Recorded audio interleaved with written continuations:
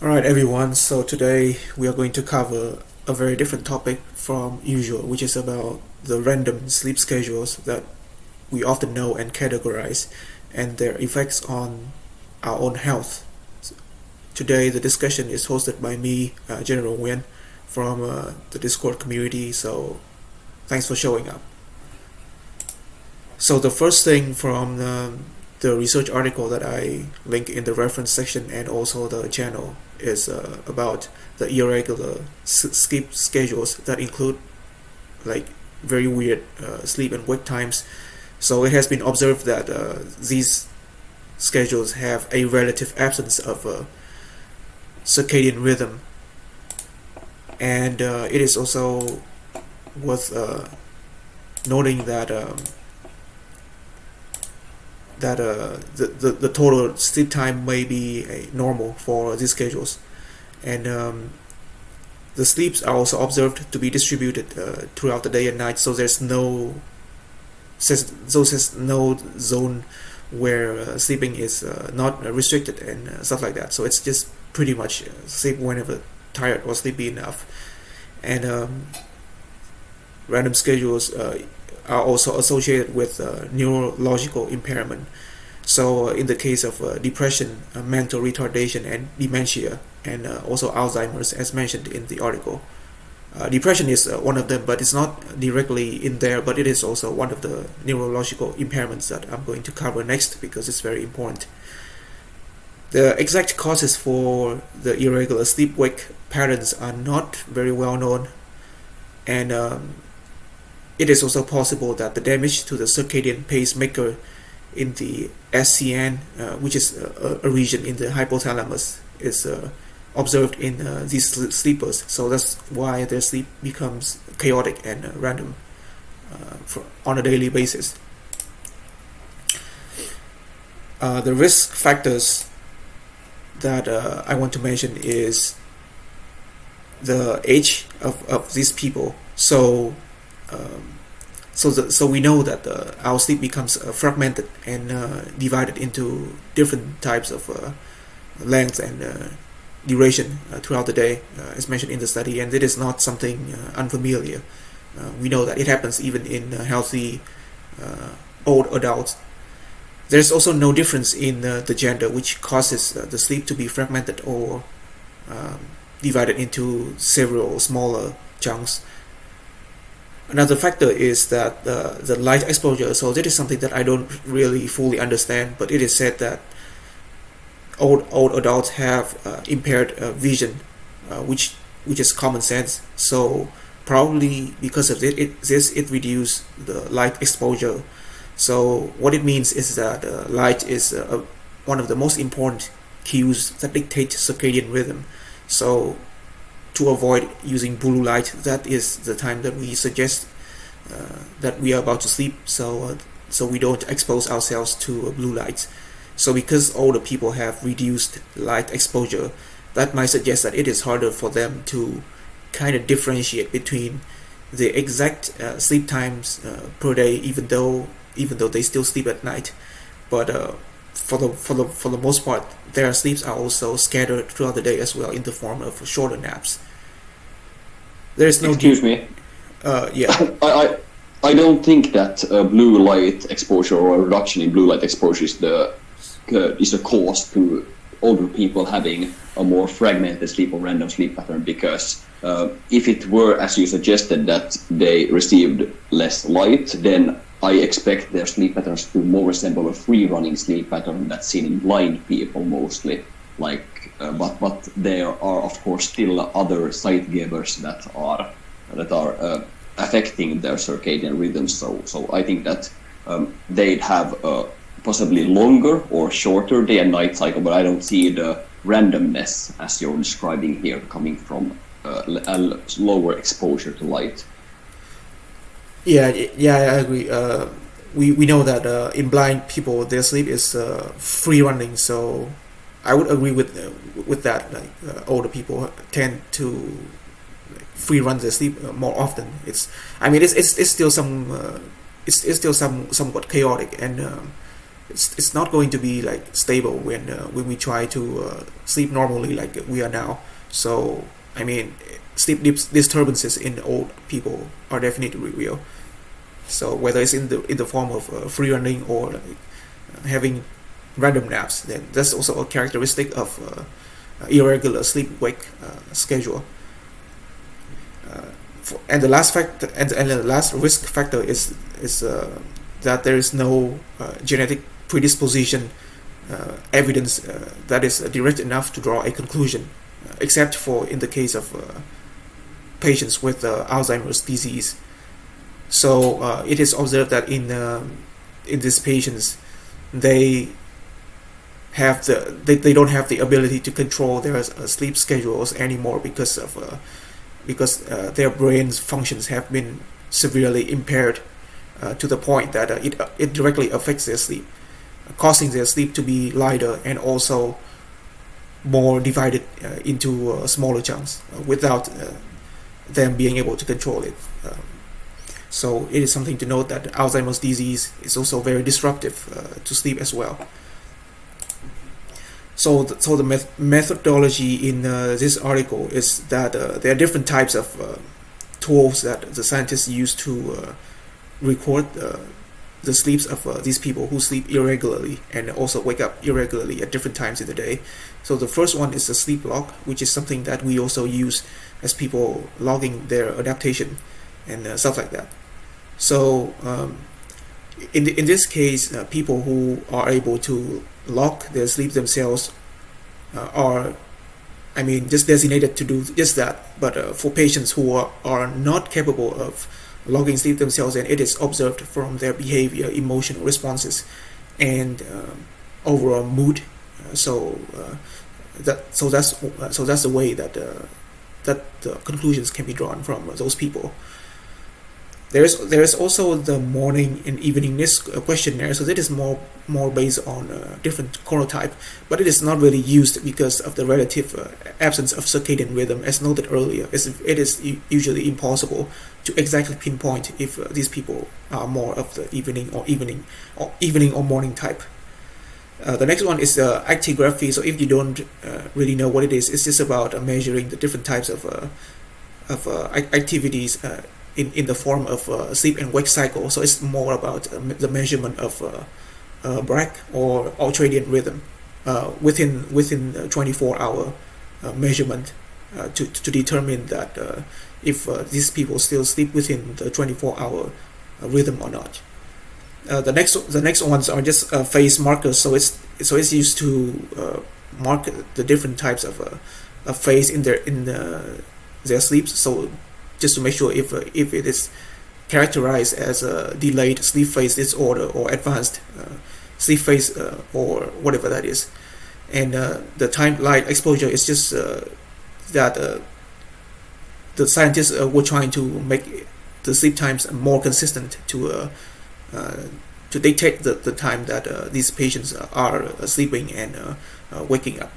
So there's like exposure, like daylight at the end of the core sleep at night, like upon waking up. And melatonin rhythm is also kept in play because it is important to administer melatonin to these people at certain times in the day to make sure that they are able to sleep through the night as a means to test and remove the irregular rhythm that they are having.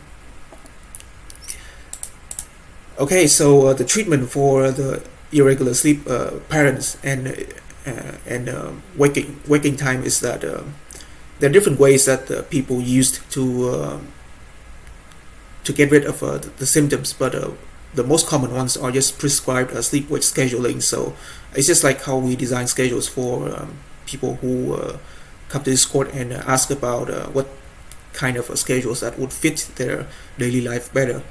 The next one is a circadian phase shift, which means that it is about shifting the sleep times to the desired hour. So this is controlled by the daytime light, which is pretty self-explanatory. Melatonin and other circadian cues such as social conversations and food and exercise as well. So basically, those cues also are used to dictate the circadian rhythm. Time light exposure, as said before, timed melatonin administration being kept consistent from day-to-day basis, and hypnotic medication, which is very interesting because sedatives were used to help these people fall asleep at night, but of course with the right dose. Okay, so from that research paper, which is pretty simplistic in terms of listing the irregular sleep-wake patterns, and of course that it was noted that the circadian rhythm of these people were bad enough to make sure that there were treatment options for it. So right now I would like to shift the discussion to what is applicable in polyphasic sleep that we know, and what makes our sleep categorized as random, like what is it different from other schedules that we know. So the first one that you look at here is the random monophasic schedule.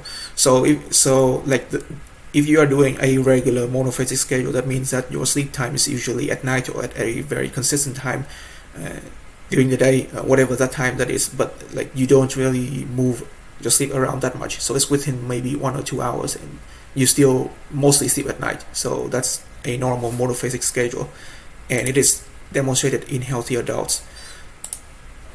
So this random monophasic schedule here is that you just sleep randomly from day to day, and your sleep times basically are chaotic. You can fall asleep at any time during the day or night or whatever that is, and then stay awake for a very long time until you sleep again.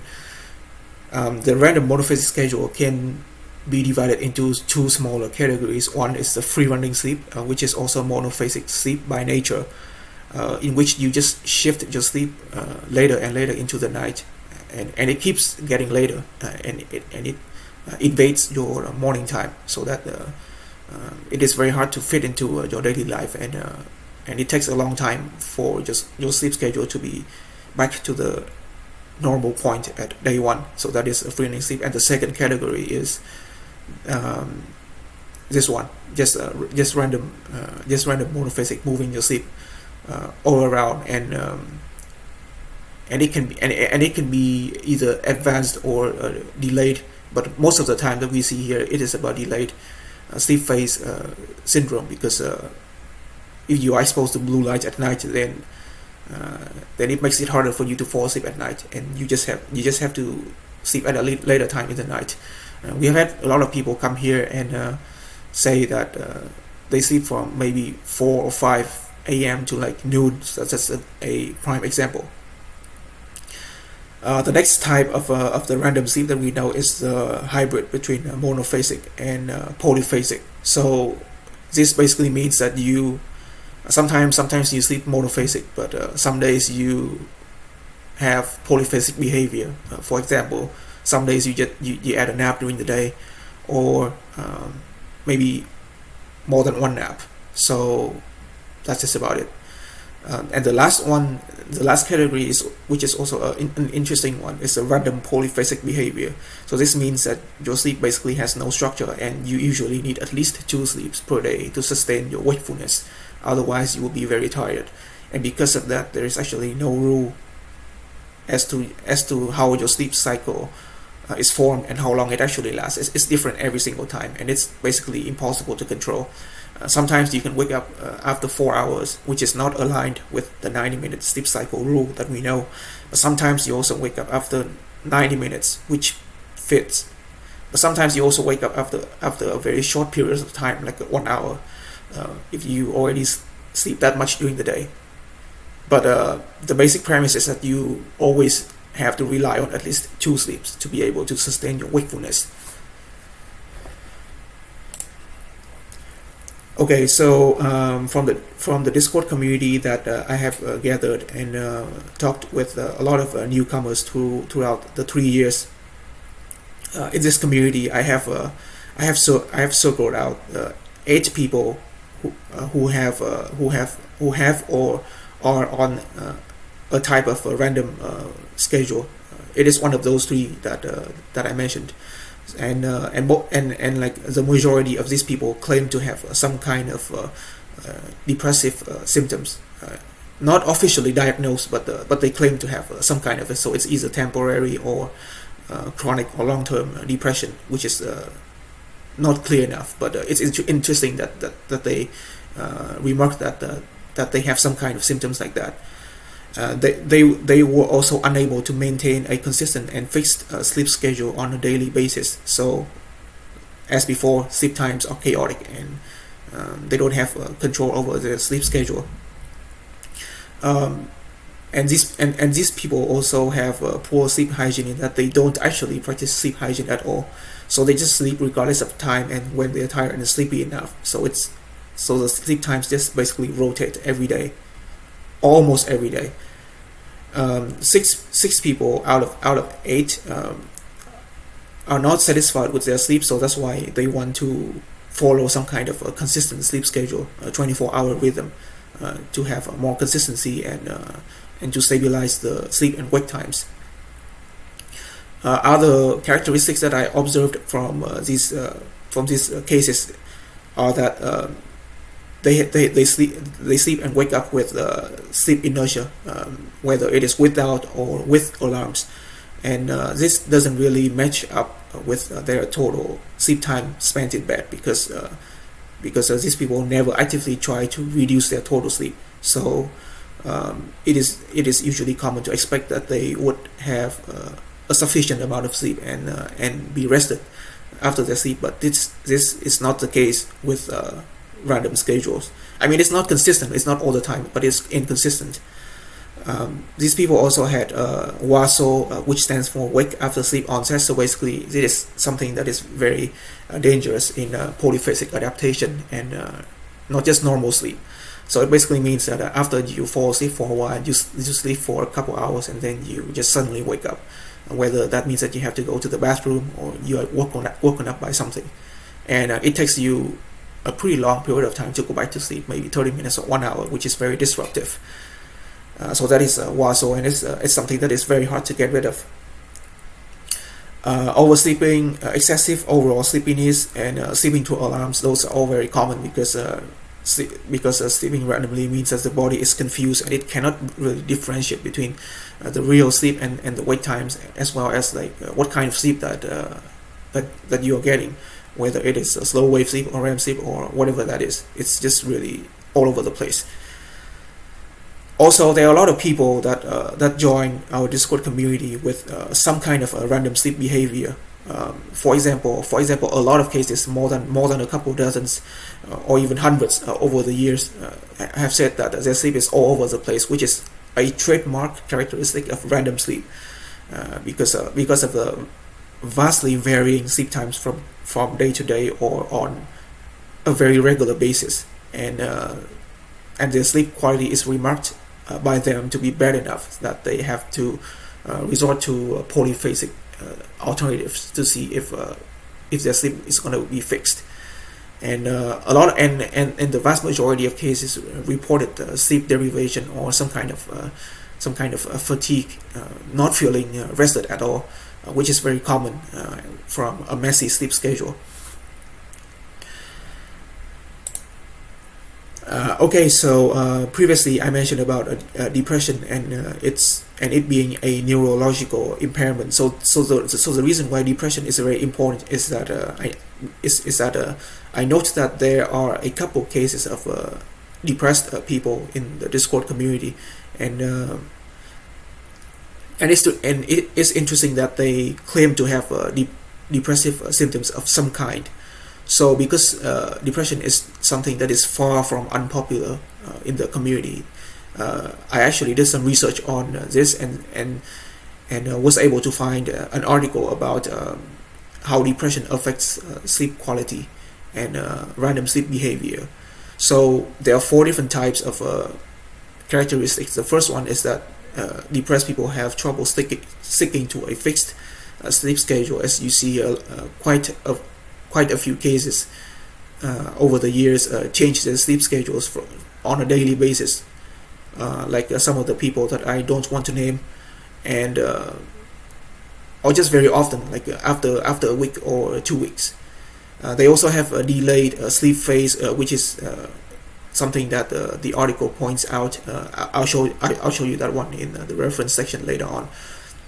Insomnia, which is also very common. So, I mean, you think that if you sleep randomly and you just sleep whenever you're tired, you are not supposed to have insomnia, right? Because you know when your body wants sleep. Well, actually, that's not really true, because assuming that you have some kind of daily timetable to follow, that you have to arrange your sleep at this particular hour to get the amount of rest that your body wants, then because you have been sleeping at very different times a day, so that means that when you actually force your body to sleep at a certain time just to follow your different daily life events, then that means that you are likely to have insomnia, because you are just unable to fall asleep right at the time. Excuse me. When you say insomnia symptoms, do you mean like a very high sleep onset latency, or do you mean that they frequently wake up from their sleeps, or which symptoms are you talking about? Yes, it includes waking up from sleep as well. It's just very random, because because the sleepers have no control like over what time they will wake up. So like if they plan to wake up after like probably 2 hours or something like that, they probably wake up a little bit earlier depending on how much sleep they have gone before that one, and especially if they want to make it at a time that they have to fall asleep to be able to do something else the next day, then that would pose a trouble as well, especially if that isn't the time that they normally sleep. Like people who sleep regularly at night will have no trouble falling asleep at around midnight or 1 a.m. But for random people, if they have been sleeping consistently at 3 or 4 a.m., or I mean just skipping night sleep like almost entirely, then that would mean that sleeping at night again might be very difficult. So insomnia is also noted. And the last one is that their sleep seems to be more than 24-hour circadian rhythm, which means that they are approaching a free running sleep, especially when it's just sleeping whenever tired and without any kinds of alarm clock. And as noted earlier, the circadian rhythm is relatively absent in the irregular sleep-wake random schedules. So it kind of matches with the research paper that gives me this kind of information. Okay, so even though random sleep schedules are not recommended, there are still some kind of versions that actually can work for you, and some people don't seem to have problems with it in the community. Namely, I don't know. I'm not going to name the people, but some people said that it's okay and it's sustainable for them to do this kind of random schedules. So the first one is that you see the more consistent hybrid mono and biphasic schedule. So what this means is that these people sleep monophasic for maybe a majority of days, and sometimes they have naps added during the day, but short naps to prevent like the difficulty falling asleep at night. So if you just do monophasic for most days and then you occasionally add short naps, then that should be totally fine. And as you can see in this schedule, its sleep times are pretty consistent. You don't really see big variations with more than maybe 2 hours, which is totally acceptable. It is still categorized as random in our community because of the alternation between polyphasic and monophasic behavior. The second one that I show here is the hybrid monophasic and siesta. So this one has a longer nap during the day, and it kind of makes up for when your monophasic sleep is reduced in terms of a duration. So you make up with a longer nap. It looks a little bit more inconsistent in terms of a night sleep, but it still works out for people who can't really afford anything better, or just want to get the sleep as the need for rest and to avoid sleep deprivation. So that can be pulled off as well. These two are just the more typical ones that I picked, because a little bit more consistency in your sleep schedule is still better than none. and there's still more similar variations to random schedules as well. So these two are not the only ones, just to keep in mind. Okay, so next I want to talk about the potential long-term health risk, because it is a very important, but it is also not fully understood at the moment, and there can possibly be more to this. The first one that I want to talk about is the circadian rhythm disorder. So irregular sleep-wake patterns have been categorized as a circadian rhythm disorder. It's just one of the many types of disorders in circadian rhythm. So it is similar to jet lag, having insomnia, and having a lighter sleep in general, because of the timing of sleep being random from day to day. Circadian rhythm disorder is very destructive, and it definitely can mess with your daily life and your academic performance and work performance if you don't really get enough sleep by the time that you have to focus or take exams, and you are still sleep deprived. The next one that I came across is breast cancer. So this one is only applicable for women, because the study was conducted with women subjects and not men. So breast cancer is also a thing. I mean it's kind of hard to explain, but this is just a long-term study that they were able to somewhat draw a conclusion between chaotic circadian rhythm and breast cancer. So it is also a risk to be noted, especially if you're a female. The third risk is poor academic performances and memory problems. The article on this one didn't draw a direct conclusion between random sleep schedules, even if they add up to your normal sleep on monophasic, but it was observed in students with irregular sleep-wake pattern, is that they have generally poorer academic performances, and sometimes come across some of the problems with their memory and consolidation, stuff like that. So the core reason that they made for this case is that these students have a delayed sleep phase disorder, and they usually sleep late in the night, and then they have to wake up late in the morning, which interferes with class time, unable to wake up for class, skipping class, forming a habit of doing that, and being very sleep deprived when they have to get up early in the morning, and so it's just generally very ineffective. The last one is a chance to develop free running sleep and delayed sleep phase disorder. Like I said above, it's also very common to like completely remove your circadian rhythm and become a free running sleep and delayed sleep phase.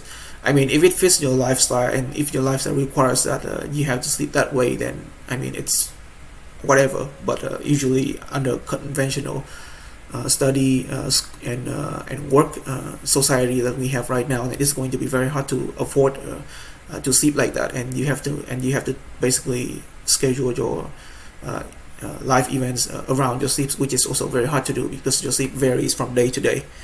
So at all costs, try to avoid shifting your sleeps around willy-nilly, and try to have some kind of a sleep window, especially at night, because night sleep is very important, and you shouldn't skip more than a couple hours of night sleep if you are trying to just to get better sleep, even if it's monophasic.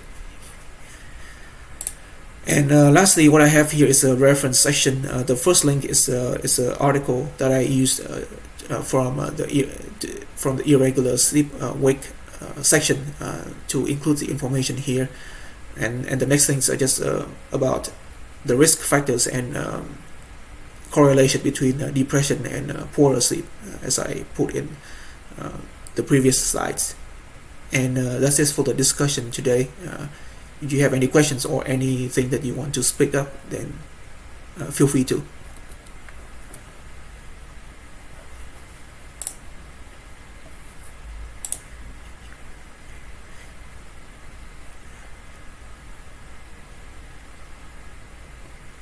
No, I mean it's a very comprehensive discussion. You touch on the big points you related to polyphasic sleep, and I feel like it's very interesting that you were able to like find examples in the community and bring that into your stuff. So good job.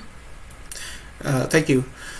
Um, I mean, there's a lot of things that has to do with this, and people can say, okay, irregular sleep-wake schedules and random that we have are two different things. But I mean, it's not really. I mean, random is irregular in a way, whether you want it to be super irregular or, I mean, just a little bit irregular. And I mean that's totally fine because like nowadays it's hard to maintain a consistent sleep schedule from day to day anyway.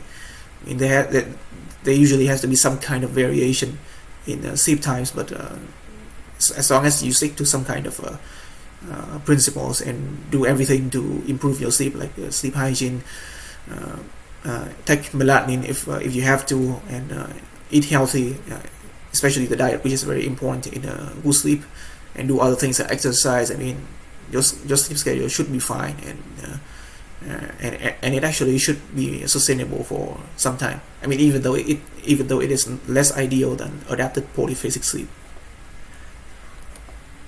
I want to point out here that one of the most important aspects in maintaining a good circadian health is to have the consistent sleep times. Like pretty much everything else is just a benefit on top of that, but that's the single most biggest thing that people need to have. So yeah, it's really important. I mean, yeah, obviously, if you sleep consistently, then your body will obviously know your wake and sleep times very clearly, and like polyphasic sleep adaptation as well. You get very sleepy when your scheduled nap time arrives, but you are bright alert after that, and the same with your core sleep. You get to be you get sleepy, and you can clearly feel that you need to sleep at that particular hour, which is very cool.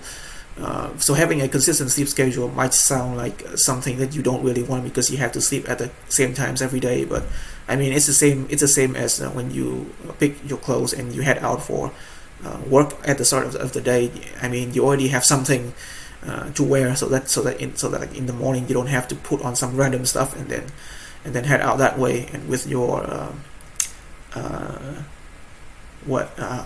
untidy clothes or whatever that is, it's not going to look good if you're unprepared that way. So I mean, having a consistent sleep schedule is actually a dream that a lot of people want to have, but I mean, a lot of situations don't really allow them to, especially early parenthood, which is a period that is pretty much impossible for consistent sleeping. So definitely will look forward to that when I get to that stage of life.